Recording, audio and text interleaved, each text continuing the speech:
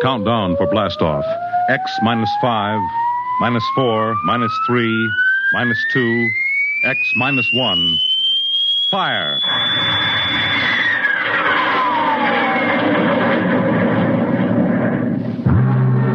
From the far horizons of the unknown come transcribed tales of new dimensions in time and space. These are stories of the future. Adventures in which you'll live in 1,000,000 could-be years, on 1,000 maybe worlds. The National Broadcasting Company presents X minus one.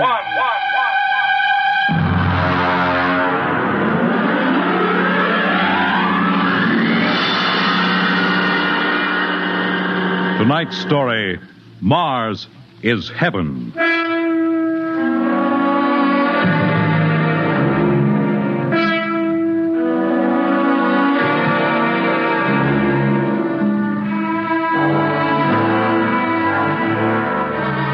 When the first space rocket lands on Mars, what will we find? Only the ruins of a dead and deserted planet? Or will there be life? Intelligent life in some strange form that we can only imagine? Will we be welcomed with open arms? Or will the Martians treat us as invaders? Only one thing is certain. Someday, a giant metal ship will take off from Earth to travel through the black velocities, the silent gulfs of space, to descend at last into the darkness of the upper Martian atmospheres. And on that day, man will finally know the answers. The day we first land on Mars.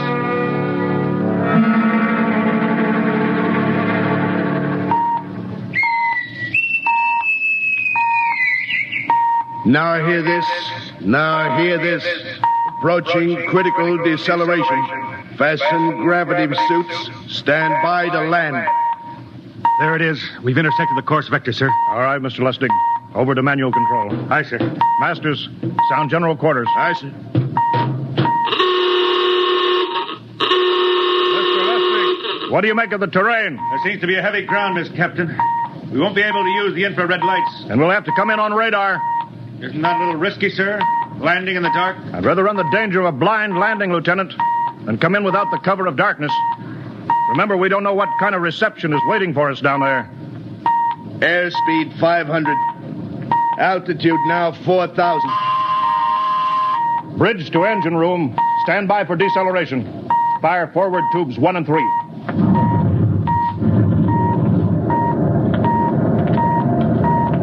Steady as she goes, Mr. Lustig. As she goes, sir. Airspeed 100. Altitude 1,000.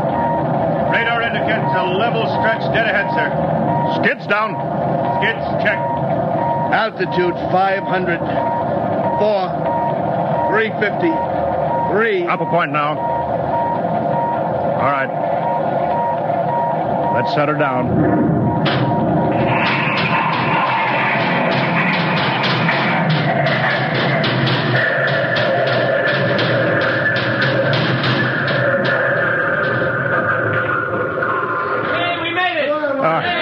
Cut the power. Masters, pipe battle stations. Aye, sir. All secured, sir. Well, gentlemen, we're now on Mars, April 20th, 1987, 4:33 Greenwich time. Enter that in the log, Masters. Aye, sir. Well, gentlemen, it's less than 2 hours till dawn. As soon as it's light, we'll send out a landing party. Masters, get me an all-over hookup. We're all set, Captain. Now hear this. All right, men. The smoking lamp is lit. Well, we're on Mars. The first man shipped from Earth to land here. We don't know what we're going to find or what dangers we may face. We're 17 men on an alien world, and it's up to us whether we ever get home again. The next few hours should tell the story. And I want instant obedience to all commands. I'll court-martial the first man who doesn't jump to when he's ordered. And one other thing. We may be on Mars, but this is still a United States naval vessel.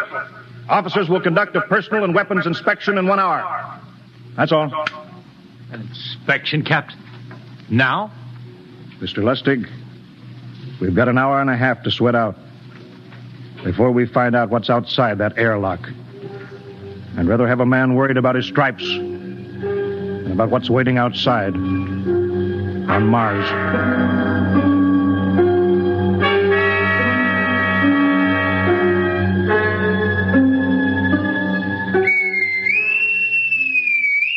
Now hear this. Landing party report to forward airlock. Captain Black, Lieutenant Hingston, Lieutenant Lustig, and Dr. Horst report immediately to forward airlock. There's now landing time -5. Well, they're paging us. You ready, Dr. Horst? Yes, Mr. Lustig. As ready as I will ever be. Come on, let's get in the lock.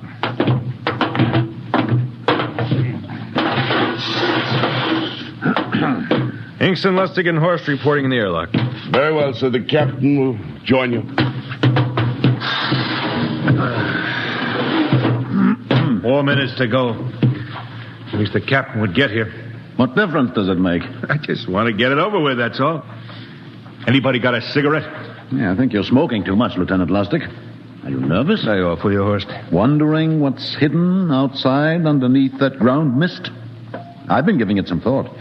It'll be very interesting to find out. A very unusual planet, Mars. Why? It has an atmosphere. A wonderful thing, an atmosphere. Where you find one, you find life. You mean Martians? What do you think they'll look like? Who knows? Intelligent life can take many forms. You mean they may have green skins and eyes on stalks or something? The comic book conception is possible, of course. Or they may have developed far beyond us. Perhaps they have a science that can produce weapons far more dangerous than our atomic missiles. You think we may have to fight our way out? After all, we are invaders. Now hear this. Landing time -2. All right. We heard this. You know what I'd like to find outside that airlock? Good old Illinois. Ever been there, Lustig? Only Chicago. Well, you ought to see my hometown. Green lawns, big white houses. Sounds like my hometown. My grandmother used to have one of those iron deer on the lawn. Every Halloween, we'd paint it another color. One time, we painted it black and white like a Holstein cow. Where does your family live, Dr. Horst? I have no family. When I was a child, they were gassed to death in the Dachau concentration camp. Tough. No, it has its advantages. I have no ties on Earth. Nothing to lose now. I imagine I'm the only one on board who is free to enjoy our present peculiar position. All right, Masters, you can button it up now. Aye, sir. Well, gentlemen, check your sidearms. In 1 minute, we'll be the first men to set foot on Mars. Quite an honor, eh? As long as the medals are not rewarded posthumously. Still uneasy, Dr. Horst? Captain Black, I've been uneasy ever since I can remember. On Earth and on Mars. Well, 30 seconds. Give me the intercom phone, Lustig. Yes, sir. Masters? Aye, sir. Battle stations are to be manned until we return. If we're not back in 2 hours, I want no rescue party sent out. Blast off and save the ship, you understand? Aye, sir. All right. 5 seconds. 4, 3, 2, 1. Lustig, open the outer airlock. Aye, sir.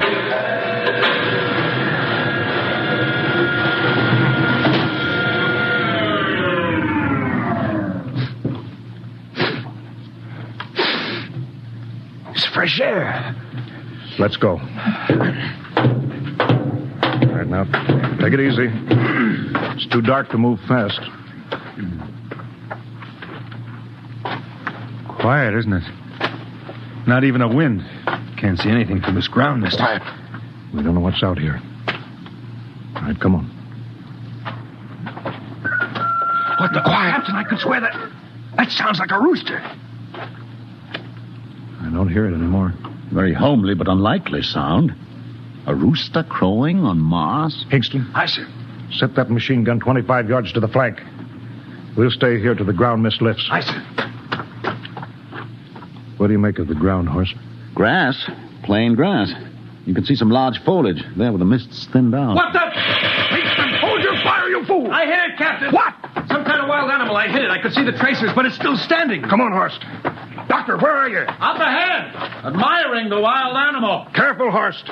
Wait for us. Don't worry, Captain. It's an iron deer.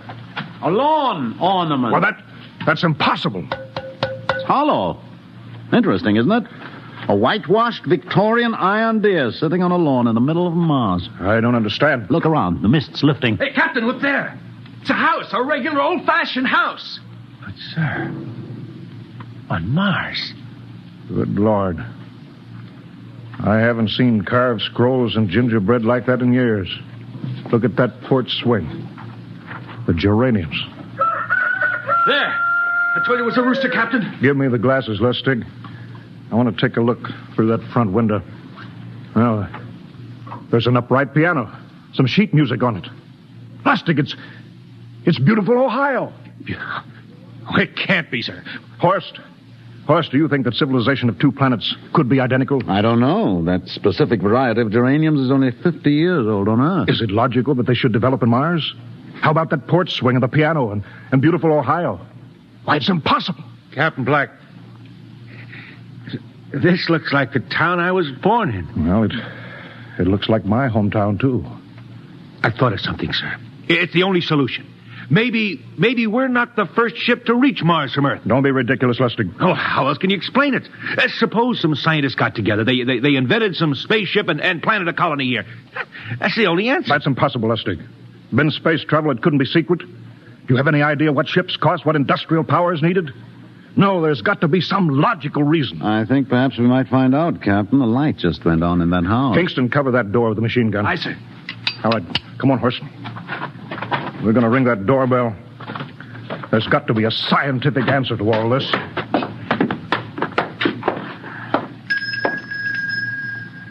And there's something moving in there. Stand back, Horst. Give me a clear shot. Are you sure a bullet can stop a Martian? Steady now. Can I help you? Well, If you're selling anything, it's much too early. No, wait just a minute. What town is this? What do you mean? Are you census takers? No. We're strangers here. We want to know how this town got here. Is this a game? No, it's not a game. We're from Earth. From where? From Earth. Do you mean out of the ground? Are you sure you're feeling well? Madam, we came in a flying ship across space. We're from the third planet, Earth. This is Mars. Now do you understand? Mars. You go away now, you hear? I'll call my husband from upstairs and he'll chase you. Go on. But this is Mars, isn't it? This is Green Lake, Wisconsin, in the United States of America. Bounded on the east by the Atlantic and on the west by the Pacific. Now go away. Goodbye. Horst, do you suppose it's really possible? I've got to find out more about this. I told you I'd call my husband. Now you go away. You've got to tell me one thing first. What year is this? Year? 1928, of course. For goodness sake. You hear that, Horst? And we know it's 1987, and we know this is Mars. Horst, is it possible that we got fouled up, made some tremendous blunder, circled around, and landed back on Earth? In 1928? Well, maybe some switch in time or dimension. Could we have shifted somehow, gone backward in time? Oh, Horst, this won't hold water. It's not logical. We checked every mile. We went past the moon, out into space. We're on Mars. Lustig out at point. Hingston in the rear. Keep that gun at half load. Aye, sir. Horst, there's got to be some cold, logical solution. Captain. What? That house down the street, the white one with the green shutters. Lustig, what's the matter? I never thought of... Thank God! Lustig, come back here. He's running for that house. That crazy fool. After him, quick. Lustig, stop! Come down off of that porch. Grandpa! Lustig, what the devil do you think you're doing? Albert! Grandpa, it is you. Lustig, what is going on here? Albert, it's been so many years. How you've grown, boy. It's so good to see you. Lieutenant Lustig! Oh. Captain, Grandma, I want you to meet my friends. This is Captain Black. Captain, I want you to meet my grandfolks. Howdy. Any friend of Albert's is a friend of ours. How long have you been here, Grandma? Oh, a good many years, ever since we died. Ever since you what? Oh, yes, sir. They've been dead 30 years. What? Oh, now, don't you trouble yourself. It's all right. We're alive again, that's all. Do you mean to tell me that Mars is heaven? Oh, nonsense, no. All we know is here we're alive again. And who are we to question God's infinite ways? Well, Lustig, we're going back to the ship. But, Captain, I want to talk to my grandpa. Lieutenant Lustig, I don't like any part of this. You'll come back with us if I have to club you and carry you. I see. Now, let's go. Heaven only knows what they've run up against back at the ship.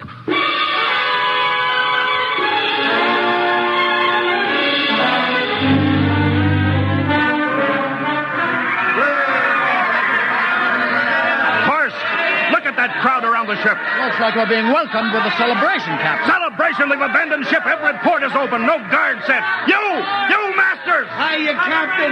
Meet my old dad. Dad, that's Captain Black. He's not a bad guy for an officer. Higston! What's it? Bring that band back. Use force if you have to.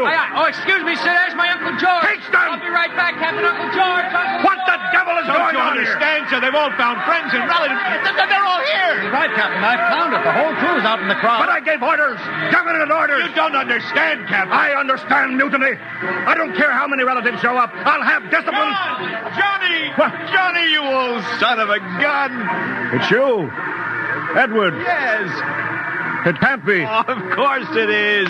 Johnny, Ed. you old... Ed. Dr. Horst. This is my brother, Edward. How do you do? Hello, sir. It's wonderful to see you, Edward. Look, I've got to get back to my ship. Oh, Johnny, wait. I almost forgot. Mom's waiting at home. Mom? Yeah, and Dad, too. Mom and Dad are alive? Then you're real, Ed. Well, of course. Don't I feel real? How's that, huh? Why, Ed! We've got lunch for you, Johnny. Mom's making corn fritters. Dr. Horst, haven't you found anybody? No, Captain. I have nobody. Oh, then you come on home with me, right, Ed? Why, sure. Horst, you wouldn't believe it, but it's been 35 years since I had Mom's corn fritters. By George, 35 years.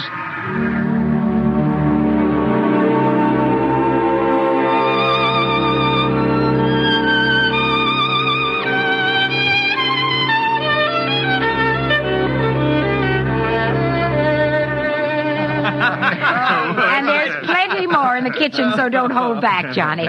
You too, Dr. Horst. Well, Johnny, you're still in the Navy, huh? That's right, Dad. I'm in command of the ship. We're an old Navy family, Dr. Horst. All three of our boys in the service. Yeah, Ed was the best pilot in the Pacific, too. What did happen, Ed? What's the difference? I'm here now. Yeah, but... You know, it's almost perfect.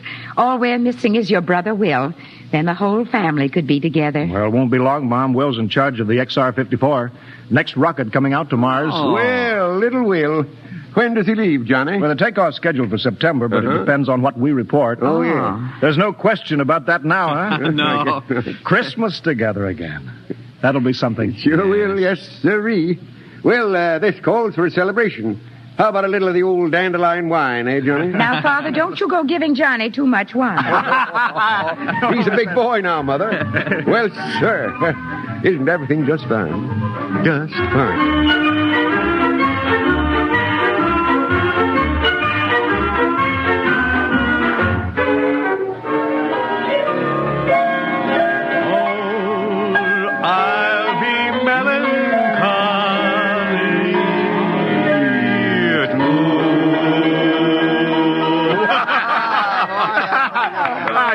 One again, will you, Ed? Oh, sure.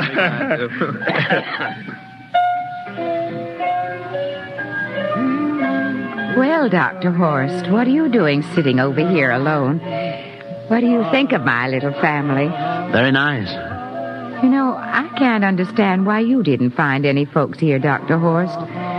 It's just a shame everybody else is so happy. Well, I never remembered my family, Mrs. Black. All I know is they were gassed at Dachau during the Second World War.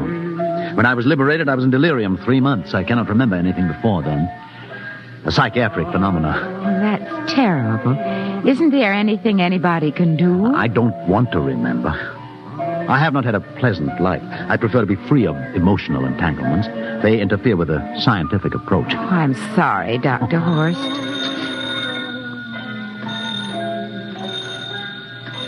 Oh, I'll get it. That's our ring, long and 3 shorts. I remember that. Well, maybe we'd better call it a night. You must be getting tired, Johnny. I'd better be going back to the ship. Nonsense. You stay the night. We insist. I just couldn't rest thinking of you all alone on that ship. I'll be all right. Well, good night. Oh, wait a minute, Dr. Horst. That phone message was for you. Me? Yes, that's right. A message from Anna. Anna? I don't... Well, there, she must be an old friend. Isn't that nice? I don't... You sure it was for me? I don't remember any Anna. Well, she asked if you were better. Perhaps she's someone who knew you at Dachau. Anna? She said she's coming over here first thing in the morning. So you'll have to stay over. Yes, Well, but... that settles it, then. You stay here, Horst. You can bunk with me in my old room. Yeah, but Johnny, we thought you'd like to be with Edward. So you could talk the way you used to. Well, we can't put Dr. Horst on the daybed. I think we better share the room tonight.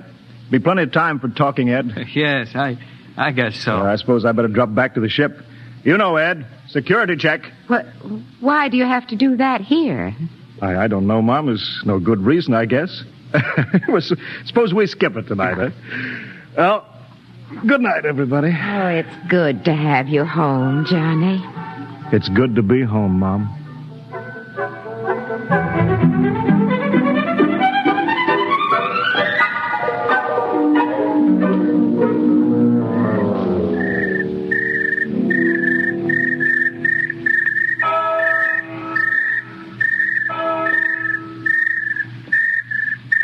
Captain Black. You asleep? No, I've been thinking about what we were expecting. Green-skinned Martians. All the time there was only Mom and Dad and Edward waiting. That's funny what tricks your imagination can play on you. Well, I guess Mars is heaven, Horst. You know, I've been thinking about Martians, too. Captain, just suppose there were Martians, and they saw us land, and suppose they thought of us as invaders. What would be the best weapon they could use against our atom bombs, huh? I don't see what you're getting at. They would want to disarm us first, huh? To wipe out all suspicion, to make us feel at home. Captain, suppose this house isn't real. Suppose the people are just images, stolen from our own memories by Martians, created for us by telepathy, hypnotism. Oh, that's the craziest theory I ever heard. Maybe that's why there was no one for me, because in all my life there is no happy memory, no real loved person, not even my mother. I don't remember her, only the piles of rotting corpses at Dachau. There was no happy emotion for these people to recreate. How about that phone call? Anna? Yes, Anna. I didn't remember who she was, but I do now. I just remembered. When I was freed from Dachau, sick, delirious, I raved about a wonderful, kind nurse named Anna that took care of me. Well, there you are. It's logical. She's coming to see you tomorrow. But there was no Anna. I'd been nursed by a man. What? Anna was only a dream. And there's only one way they could have learned about her, by reading my subconscious mind. That's impossible, Horst. Why? The whole crew was thinking of home. Suppose the Martians read our minds. Yes, but if there are Martians... If there are, they have us separated. Each man in a different house, sleeping, trusting. No one at the guns. I left my pistol downstairs. Do you think there's something to this, Horst? It's a perfect trap, Captain. Who would suspect his own mother, his grandparents? How easy. Just a knife in the heart of each sleeping man. That's impossible, Horst. But we've got to get back to the ship. Listen. The crickets have stopped. Come on. We don't know when they change back to whatever they really are. All right, careful.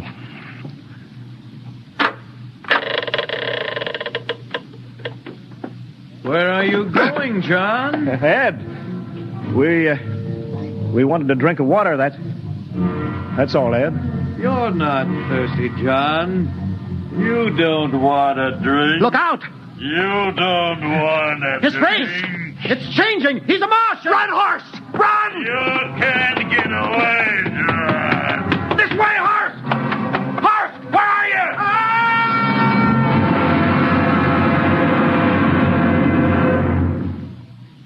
Hello? Hello? Can you hear me, Earth?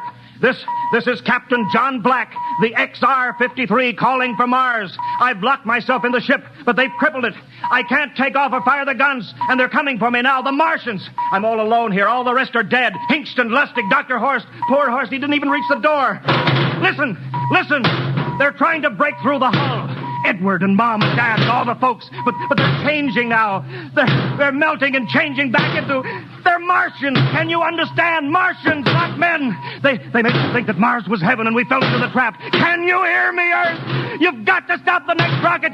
Listen, tell my brother Will. Tell my brother not to come. They'll trap him too. They'll kill them all. Hello? Can you hear me, Earth? This is John Black on Mars. Hello, Earth. This is John Black on Mars. Hello, Earth. Hello, Earth.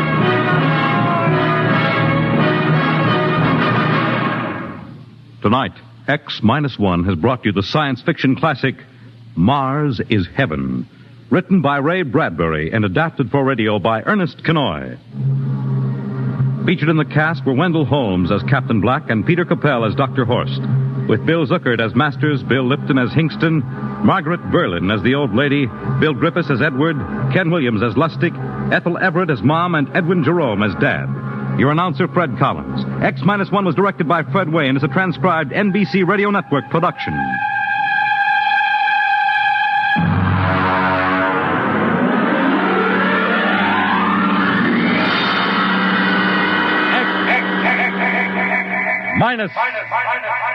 X-1.